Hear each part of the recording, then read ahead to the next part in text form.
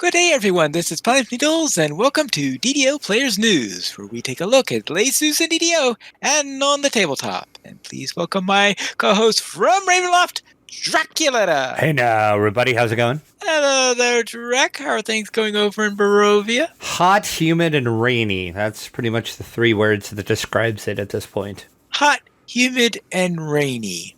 Well, I guess that's why you have all that mist going on there. You know, that explains it. And see, I thought it was just the dark powers, but no, it's the stupid weather. See, it all makes sense now. It all makes sense now. Let's head over into the game news where we have another Lamania preview. We do. This kind of snuck in. This was posted, let's see, Monday. This came up Monday. It's going to be up until tomorrow, July 16th. So if you're listening to this live, which currently nobody is, you better hurry. If you're listening to this when it releases, you probably have about an hour and a half, 2 hours to jump on, depending if I get this out tonight or not. But anyway, yes, preview 2 of Lamania. There is a lot of stuff in this.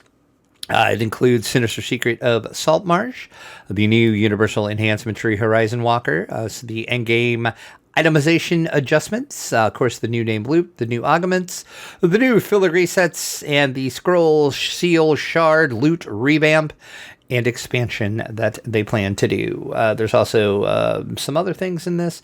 The main thing is the stuff I just talked about, though, but they did do some other work. So yeah, jump over on Lamania if you would want. I think the one thing I did notice is I know Lotro has been doing this for a while now, and to be honest, I thought DDO was doing this as well, but the 64-bit game client is now going to be the default choice for new installs, which I thought DDO was already doing that, but apparently not.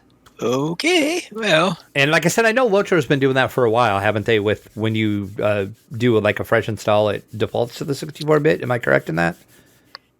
It has been a long time since I've done a fresh install. Oh, okay. Well, I'm pretty sure Lotro has been doing that for a while. So there you have it. Also, there is going to be a new monster manual. That's exciting. Volume number 8. Of course, it's going to be free to VIPs.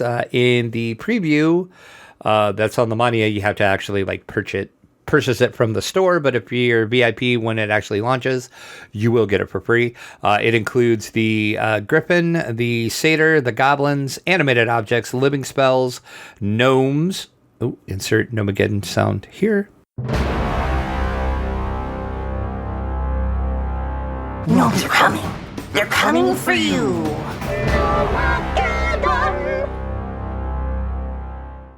Harpy, Marvelous, the Forge Wraith, and the White is the new monsters for the monster manual. So it's always good to get new monster manuals.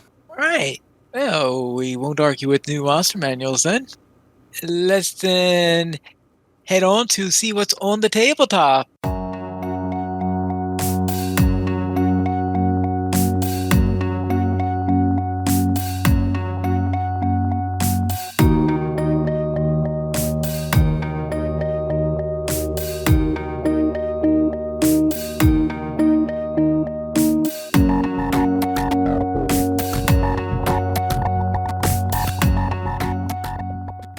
And apparently, Gen Con has set up some on-site health safety protocols. That means no sneezing.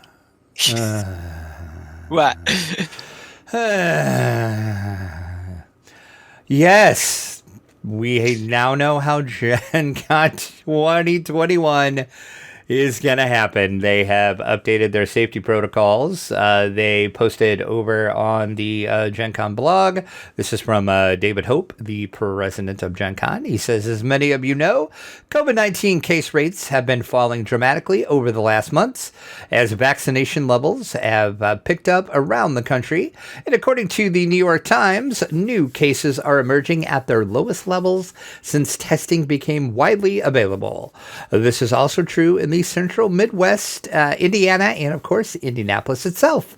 So as of July 1st, This is when this was posted, as of July 1st. This could change before showtime, but as of right now, all health and safety protocols and restrictions have been lifted in Indiana. Why we are heartened and encouraged by all the positive progress this has been made. At the same time, we have been surveying you, our most loyal fans, about mask, sanitizing, vaccination, and other matters. I am happy to report that based on our most recent results of the survey, 87% of you report being fully vaccinated that plan to attend Gen Con. And another 5% of you do plan to be fully vaccinated by the time the convention rolls around. So with that being said, here is the new protocols that everybody is going to be subjected to if you go to Gen Con 2021. Mask wearing at Gen Con will be strongly recommended at all times indoors and are in crowded areas for all Gen Con attendees. I presume that there will be some official Gen Con masks on. I am sure there will be, yes. I'm sure there will have a prominent merch booth. As soon as you walk in the door, it's like, hey, you need a mask? Gen Con mask right here. If you are vaccinated and you prefer not to wear a mask, you may present your proof of vaccination and ID at one of our health check-in stations. You will receive a wrist bracelet indicating that you are vaccinated. If you are wearing a valid bracelet, you are not required to wear a mask at Gen Con for the duration of the convention. So, yes. It's highly encouraged, but... So, yes. They are doing vaccination proof. If you prove you're vaccinated, you're going to get a wristband and you won't have to wear a mask. If you have a documented medical issue that prevents you from wearing a mask or receiving a vaccination, you may also present that documentation at the health check-in and you'll receive a bracelet as well. If someone does have a medical issue that keeps them from both wearing a mask and receiving the vaccine, they will need to go to Special Services Desk to get their wristband. Those are the only people authorized to give out wristbands for medical exemptions. So if you have a medical exemption, you need to go to the Special Services Desk. Everybody else, if you're fully vaccinated, go to the health check-in and you can show them your back card and you'll get your bracelet and then you won't have to mask up. Okay. They are also reducing capacity at approximately 60% of the normal size. So they are also increasing spacing for all gaming tables.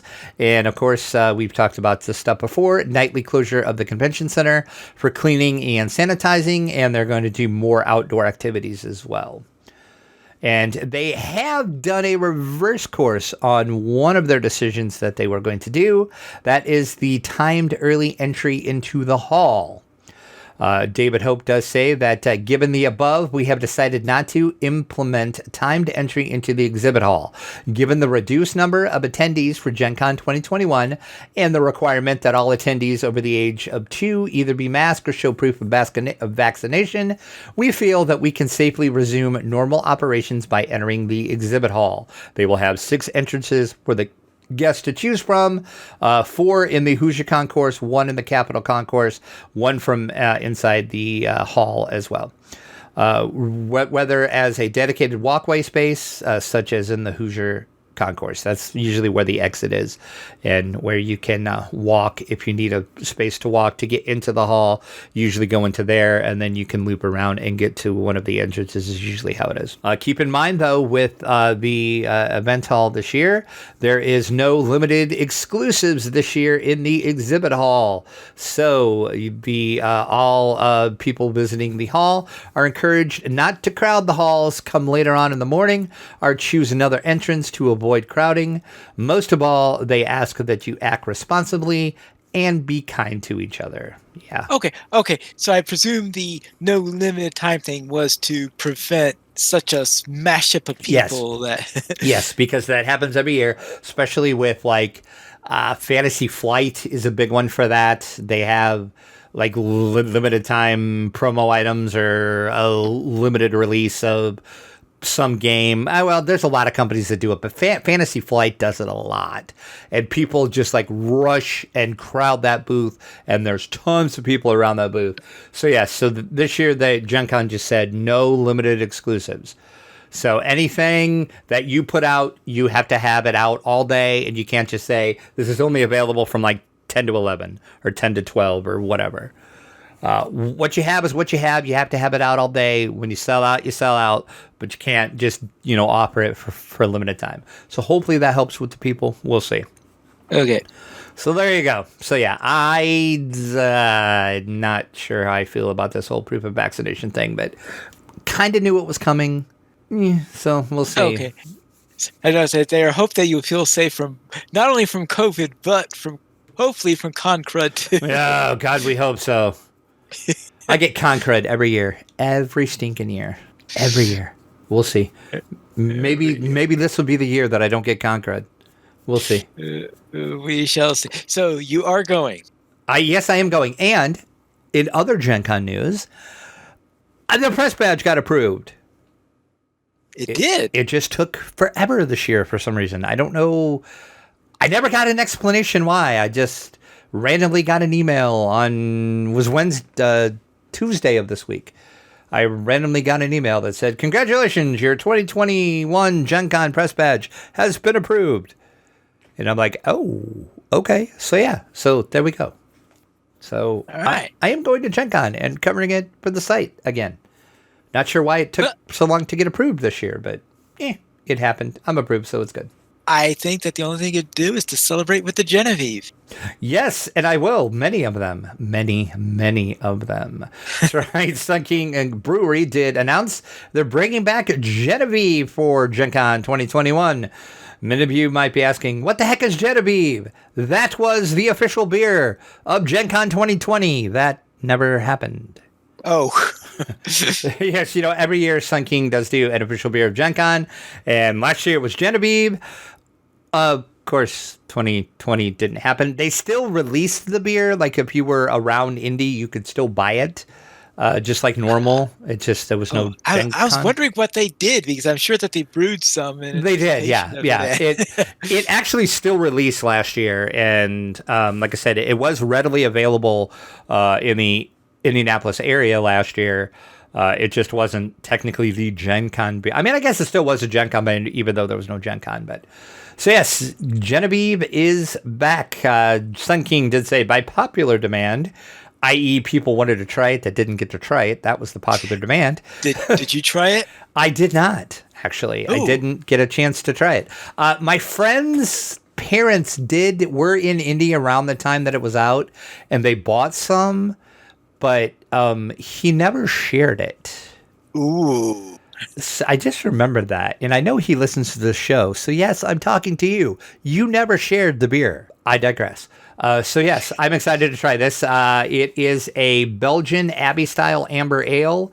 Sun King says it's got malty sweetness and a fruity, sweet, spicy character. So, sign me up. Can't wait to try this. I will try many of them and report back. Now, let's head over to Fantasy Flight Games, where they have announced the Spreading War expansion for the Lord of the Rings Journeys in Middle-earth. They keep pumping out the Journeys in Middle-earth products, so I will give Fantasy Flight that. Oh, is that an elephant? That is an elephant. You very astute eyes. Yes, this is the second major expansion for the board game Lord of the Rings Journeys in Middle-earth. That is a really long title. This is going to have you traveling the kingdoms of Gondor and Rohan. You are going to be defeating invading mercenary forces. And as you pointed out, yes, there will be Oliphaunts. The expansion is going to bring some fan favorites, such as the shape-shifting Bjorn, who sheltered Bilbo Baggins, Gandalf, and Thorin's company of dwarves on their way to Erebor during the events of The Hobbit. Of course, I would assume everybody listening to the show knows what a Bjorn is, or a Bjorning is, but if not, of course, it's a shapeshifter, turns into a bear. Yes. Don't ask Terry Adwin about Bjornings, though. Yes, on Lotro Players News, there's a in-joke about the Bjornings because it's in Lotro. But yeah, listen to that podcast to hear more about that. Bjorn, in this show, they'll call Roots instead in this show. Yeah, there you go. Yeah. Bjorn can scout for free. He can stun enemies, and he gains an additional scouting action by defeating those enemies. So that's kind of nice. But when a fight begins, he can transform into the Great Bear for offensive stat boost. So that should be kind of interesting. Also joining Bjorn is going to be Boromir. He's going to be a playable character. And Thorn's buddy Dwaylen is also going to be a player character as well. And as you said, yes, there will be Oliphaunts as well. So if you ever wanted to find an Oliphant, here's your chance. Oh my. Spreading the War expansion supports 1 to 5 players, rated for ages 14 and up, plays in about 60 to 120 minutes, which I challenge that, but I digress. It's going to retail for $79.99. Look for this October 2021. Currently available for pre-order direct from Fantasy Flight Games. Not yet available on any of the online retailers as of yet. I checked last night, and it still wasn't on like Miniature Market or Amazon. But don't these things usually sell out 5 seconds before they get put on sale? You know, the way they do these, not so much. Oh, okay. Yeah, the only thing that usually does sell out, which this one didn't have at this time, usually they have like an exclusive playmat you can get if you order direct from Fantasy Flight. Those usually sell out because those are limited. This is just like a regular straight expansion with no fancy special stuff. So this should be widely available. And as I said, once Miniature Market and Amazon gets it, you can get it anywhere, or you can go straight to Fantasy Flight. But I'm pretty excited for this. I do enjoy Lord of the Rings, Journeys into Middle-earth. I need to play it more. That's something I want to do because I haven't played it a lot, but what I played of it, I really, really like it. I still need to finish the base game. Yeah, I do too, actually. I'm like, I don't know, probably 4 or 5 into the base game, maybe. So yeah, and then I had the other expansion, Shadow Depths, I think, or something like that. I forgot the name of it. The first expansion that came out, I have that. Haven't even opened it yet. What are you gonna do? So there you go. New expansion, Lord of the Rings: Journeys into Middle-earth, Spreading War, which is kind of a weird name. I mean, I get the title, but it's kind of a weird title. You would have think they would have came up with something a little more snazzier than Spreading War, but cool. Oh, well. Yeah, it does sound a little bit strange. Let's then head into our week in game.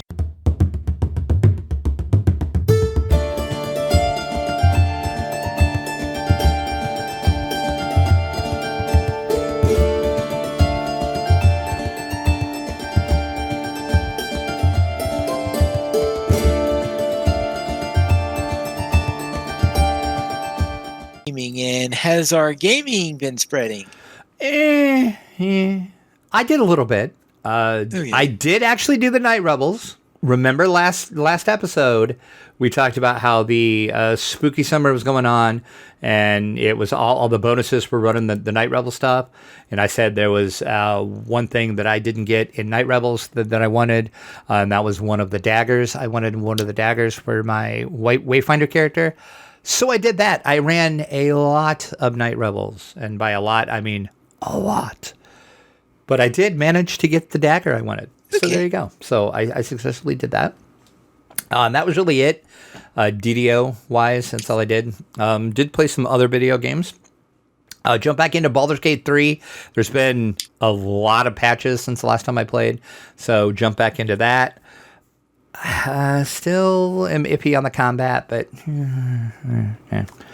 we'll see. Like I said, they're still working on it. It's still technically early access, so we'll see. Enjoying the story, though. Really, really, really enjoying the story. It'll be interesting once it's actually out of early access and it's full, that we get the full story and all of the characters to play. How much different it'll be. I'll probably start over then, but that is going to be, I'm going to review that at some point. I just haven't decided when is the best time to review it. It's kind of weird. I don't like to review early access games. I could imagine. But I get these keys for them, and then I feel like, okay, I have to review this, but it's like I don't, because they're so buggy and they're so, it's hard to like, okay, when is a good time? Okay, it's bug free enough to where I think you get the gist of it. So yeah, I will review it at some point. Is it more? Well, I would think that. I thought during early access, you usually write a preview or something like that. Well, hey, that's actually a good. Yeah. I should actually do a preview and not a review. That's a good idea. Ooh, see, that's why I keep you around, Eileen. You are so smart. You earned your paycheck this week. Oh wait, what paycheck? Yeah, I know. I was wondering about that. Wait, we get paid? What? No. And then I also played Celesta Crown of the Magister. This is another RPG. It's based on 5th edition, actually. So it is not tied to Wizards of the Coast. This is another company that did it. They're using like the open gaming license and all the 5e rules. It's imagine 5e gameplay in a video game, and this is what it is. This game is super, super fun. This is going to be for review. This was early access, and I completely forgot that I had a key for this. And then I seen they had another patch, and then they announced that it was going to come out of early access. And I was like, holy crap, I forgot I had a key for that. I should have been playing this for like months, actually. And I just totally spaced it that I had a key to play this, so I started playing it. Really like it so far. Like I said, it's 5e in a video game, and it's done really, really well. It's your typical RPG. I mean, it plays pretty much like other D&D RPGs, just with the 5e rule set. So pretty cool. So look for a review of that coming at some point when I feel like I've played it enough. And like I said, I totally forgot, spaced it. I should have had a review of and preview up of this a long time ago and just didn't even think about it. So there you go. Anyway, Celesta Crown of the Magister, that is available on Steam. So is Baldur's Gate 3. That's on Steam as well, too. Just keep in mind, Baldur's Gate 3, early access. So take that with whatever warning that you want. If you know what you're getting into with early access, enjoy. Then over on the tabletop, started to play last night on Earth. I don't think I'm playing it right, so I've got to watch a couple how to play videos, because it just seems like I think I'm making it way harder than it needs to be. And Last Night on Earth, if you're not familiar, it's a zombie apocalypse game where you're trying to fend off zombies, and there's different quests you do. There's like a whole scenario book that you can go through. So I just started a game, and I did like 2 or 3, maybe 3 rounds, I should say. And then I was like, this is way harder than I think it needs to be. So I'm pretty sure I screwed the rules up. So I'm going to watch. There's a couple of different solo videos that I'm watching, because I'm playing the solo, of course. So I think I'm doing the solo rules wrong and making it way harder than it needs to be. I mean, it's supposed to be a tough game because it's one of the zombie apocalypse games, but I think I'm making it way tougher than it needs to be. So I'm going to revisit a couple how to play videos and play that again. Same with Masters of the Night. That was a Kickstarter, actually. This is either a solo game, or you can play it co-op as well. And you are, of course, vampires. You're playing a member of a vampire clan, and you're regaining your former power back, and you're trying to get the glory for your clan back. You have minions that help you. You're fighting against the Inquisition. You cast fear onto people. Then, of course, you feed off of people, and you do all this in different parts of the city. You're trying to collect these sigils, and then once you have enough of these, you'll be prepped for when the Grand Blood Moon comes around, and then that's when you can take over the city and control your fate. Then again, I really don't understand how to play this. I thought I did. I watched a couple videos. I read the rule book, and I'm like, okay, I got this. Got it out on the table. Did like one action, and I'm like, yeah, no, this is making no sense. So I'll have to. Now, is this the Camarilla, or is this a different world? It's a different world. Okay. This was put out by Ares Games, so it's not Vampire the Masquerade. It's like their own world. It's similar to the Camarilla, though. I mean, the way it's set up, there's different clans and everything, so it's similar to that. But I was going to make a joke and going to say it's in the same vein as that, but I didn't want to go there. Yeah, thank you. So yeah, but like I said, that was from Ares Games. That was a Kickstarter that did actually deliver. I'm really excited to play that. I was excited for that Kickstarter when I backed it, super excited. And then, like I said, I got it to the table, played it, like 2 actions, and I'm like, this is not making sense. So back to the drawing board with that too. So yeah, I'm going to watch a couple more videos. And that's what I love about YouTube. There's always people that make great how to play videos. And to me, it's easier to watch a video when they're in how to play than to read a book. Because we all know how some game rule books just suck really, really bad. Oh boy. So thank God for all of the content creators that do great how to play videos. Yeah. I know that one time someone was talking about Advanced Squad Leader. It says, did you know that there are 1,000 people currently playing Advanced Squad Leader, and not a single one of those games are being played with the exact same rules? Really? Well, they're joking, but the joke is that everyone's interpreting the Oh, I got you. I see. Yep. Which is true. Sounds about right. So there you go. That was my week in gaming. So I actually did some decent gaming for once. All right. Which was surprising, how my week was last week, and is shaping up to be this week as well. But that's neither here nor there. So how about you? What thousands of things did you do like you always do? Thousands of things? No, not Which quite thousands. I don't know how you find the time. You amaze me at how you find the time to do all the stuff that you do. How I find the time? Well, you're really good at time management, I think, apparently, and I'm not. I think is what it boils down to. No, either that or I'm very bad at time management. True. Let us start out with some Minecraft, where I built what must be the most inefficient slime farm in the history of Minecraft. And I thought I was building it at the right spot, and the slimes are spawning every once in a long while. So I'm not sure what's going on there. In fact, the way we eventually got quite a number of slimes is we had decided to wait for a full moon, and we all went into the nearby swamp and hunted slimes. And there we found slimes. Well, the first time we did it, we had a waning gibbous moon, and it turned out that was too late in the cycle in order to get a good number of slimes. So we went again on a full moon, and oh boy, there are slimes popping up all over the place. Of course, there are lots of other things popping up all over the place also that we had to deal with, but that's an entirely different matter.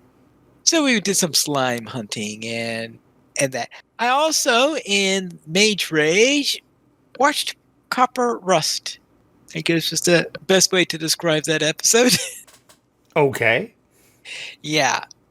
You know how some people say it's like watching paint dry? Well, the only way I could describe that episode is like watching Copper Rust, which is pretty literally what it was, because I was trying to take all these copper blocks and wait for them to turn mostly green. So, and how long does it take for copper to rust? Well, I'd say that took about an hour. Wow. Okay. Yeah, I would say that. And that was after I figured out that I needed to separate the blocks, because if the blocks are clean blocks that are all next together, it'll slow down the rate of the corrosion on there. So that was really. In fact, what I did is I mined some blocks, I put them into a different area, and then I went back, and so I was slowly getting the rusting blocks that were separated, and I went back and checked the unmined ones that were still in clumps in there, and yeah, they weren't changing the slightest. None of those even started the first stage of corrosion. So I learned a few things about corroding coppers, and in that case, just in case you ever wanted to get it, because I know some people are trying to get that green look to copper when they're doing it. Especially if you're trying to build a model of the Statue of Liberty or something like that. In Elder Scrolls Online, I created a new character, a Nord Warden, and what I did is I wanted to have a character to try to do the content in order, as opposed, because my current character, I've been doing things in all sorts of different orders. I've been going bouncing here, bouncing there, bouncing all over the place in where I'm going. In fact, I think this particular character started with Greymore, which is pretty late in the content cycle in there. So I'm trying to get this Nord character to go in order. And the other thing I'm doing with this character is this is the first time in my times of playing Elder Scrolls Online where I am actually trying to use one-hand weapon and shield. I don't think I've ever used that before in Elder Scrolls Online. Normally, I use staff as my main weapon. Oh, I okay. decided, let's see what happens if I use one hand and shield and see how that goes. And I think I'm starting to get the hang of it, of what you need to do in order to do that, as opposed to trying to blast everything with the staff. Now I'm starting to get close to level 15, which is when you start to unlock that offhand slot. So I do have to decide, what am I going to do for my secondary setup?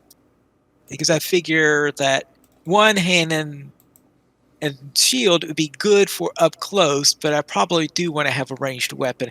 I might, just for variety's sake, try the bow at first, see how that works, and if I don't like it, there's always the possibility of switching to staff for my ranged weapon or something like that. But I want to see if I could avoid staff on this character. Besides, I'm a Nord, and staves just don't sound Nordish to me, because you know how they don't like magic. True. That would. I guess if you're role playing the character, you are correct. If I'm role-playing the character, I'm correct. All right, now let's go into tabletop, and the first thing I was playing since the last show is Terraforming Mars Eris Expedition, which has just come out. Now, I have the Kickstarter edition, which has some nice deluxe items, because I think right now it's exclusive at Target or something like that. I do believe that is correct. I think that is Yeah. a Target exclusive. You are right. Right. So, of course, you're not going to have all those deluxe pieces in a Target exclusive game, of course. But anyway, I'm playing on that, and I've never played the original Terraforming Mars. So this is my time on this. So I am, of course, now working on there. And this operates in much of the same way as Race for the Galaxy does in the... So you could say it's Race for the Galaxy plus Terraforming Mars, sort of the combination that you have onto there. So you choose your action, your opponents, everybody chooses their action in there, and everyone gets to do the action, but you get a bonus if it's the action that you selected, and all stuff like that. And I seem to have a really fine way of being able to predict what the opponent is going to be playing, because the number of times I just match their action completely is incredible. Of course, in this game, you're trying not to do that. Oh well. Then I played a couple of rounds of Cartographers. And then finally, I'm playing some Commands and Colors Napoleonics. I haven't played much on Napoleonics. I'm usually playing Ancients or Tricorn or Medieval or Samurai Battles. So I do want to try to get to learn the Napoleonics system a little bit better, because I have a couple of items of flavor in there, better course related to the Napoleonic Wars. So I'm starting to get familiar with that. And that concludes my week in gaming. We currently have 16 supporters on Patreon. And if you'd like to help support the DDO players, you can go to the donations page where you can support the Players Alliance on Patreon. Your money would be used for our podcast hosting, website hosting, and to pay for our live shows. And we did not receive any emails this week, but if you'd like since when you can send it to ddoplayers.com, podcast at ddoplayers.com. You can also follow us at Twitter, the Players Alliance at Players Ally, DDO Players at DDO Players, Dracula at Dracula_72, and finally Pet Needles. The Players Alliance has two shows on Wednesdays at 7 p.m. Eastern Time. We have DDO Players News on Saturdays at 8:30 p.m. Eastern Time. We have Loach Players News. You can join us for our shows at ddoplayers.com/live. And that is all for tonight. And this is Needles reminding you to quest responsibly.